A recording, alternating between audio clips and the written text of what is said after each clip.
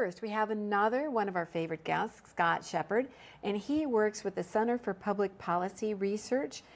He's been involved in, as the director of the National Center's Free Enterprise Project. They have been involved in a very interesting case. But let me first welcome Scott Shepard to the show. Thank you so much. Great to be with you all today. Oh, I love talking with you because you're getting stuff done, you know. We talk about it and you're doing it. Tell us about... we try. That's all I can promise. We try. Well, recently you've been involved in a lawsuit against Starbucks. Can you let everybody know what is going on with that? Yeah, so what we do at the Free Enterprise Project is we engage with companies, shareholder activism and such, from the center right.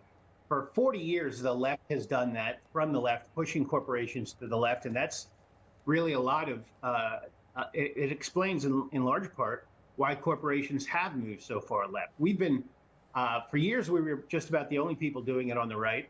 We've got lots of allies now and lots of help from state governments and others, and we're delighted for that.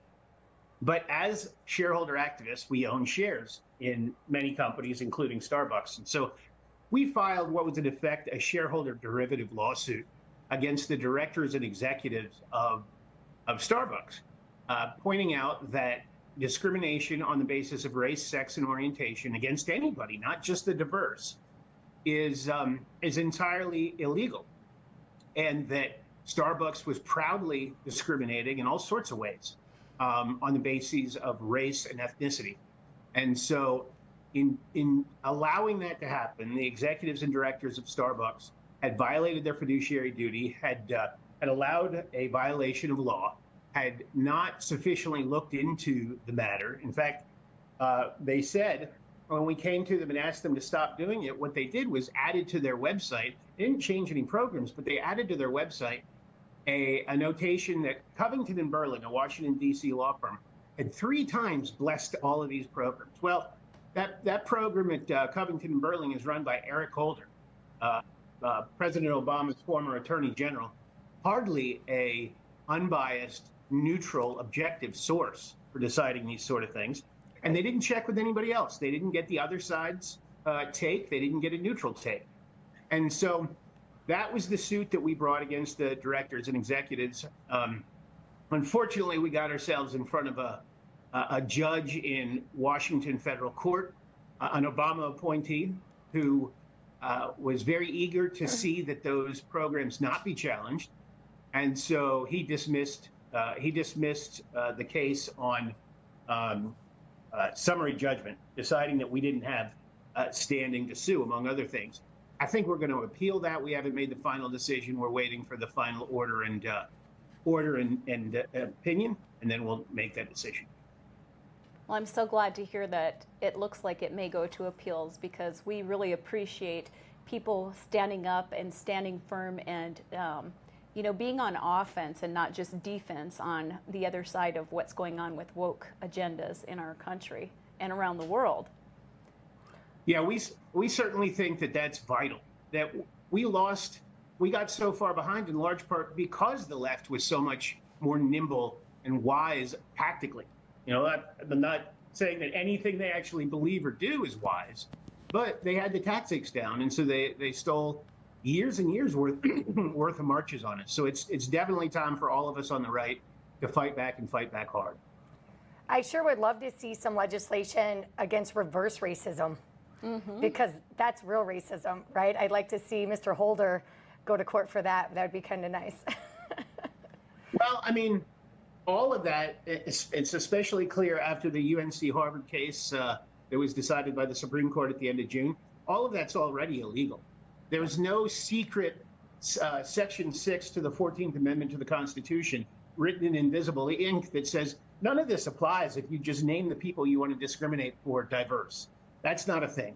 And so we already have that in the law. I think states could do various things to strengthen the ability of citizens and shareholders to go after these companies, including making it state criminal offenses to, say, if you're BlackRock, to try to force companies to undertake equity, which means discrimination against the non-diverse. illegal bases, and we'd like to see that. So basically, you're using Starbucks as an example, but basically these equity programs are in trouble, right? Because if they're saying, well, we're going to favor some races over other races, that's discrimination. And the law really doesn't permit that. It's not, it goes beyond just affirmative action, which also was thrown out by the Supreme Court. And Scott is a lawyer, and you've taught law school classes.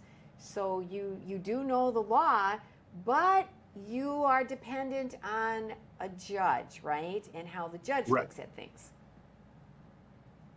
So your next step, you're waiting for the final ruling, and then you think you're going to appeal it? We're waiting for the written decision, and then we'll probably appeal to the Ninth Circuit unless something bizarre and unexpected happens. And we're reasonably confident about how that'll play out, but we can't be sure. Well, it always just bothers me that's like we spend all this money in lawsuits to help the misfortunate. Why don't we spend that money helping give them a hand up from the get-go, right? Or impoverished people instead of spending millions of dollars on lawsuits. It just, if we put that money into our school system or put them into the impoverished neighborhoods and help people, I feel like it would just do a lot better. But then you wouldn't have a job, maybe. I don't know. Well, it depends on who you give the money to. Probably so. It depends on who you give the money to and who is doing the helping, because we know sometimes helping is hurting and we don't all agree on what the values are. So when we come back, Scott's going to stay with us, and we're going to talk a little bit about Disney doesn't seem to be helping themselves. So he's written a little bit about that, so don't go away. We'll be right back.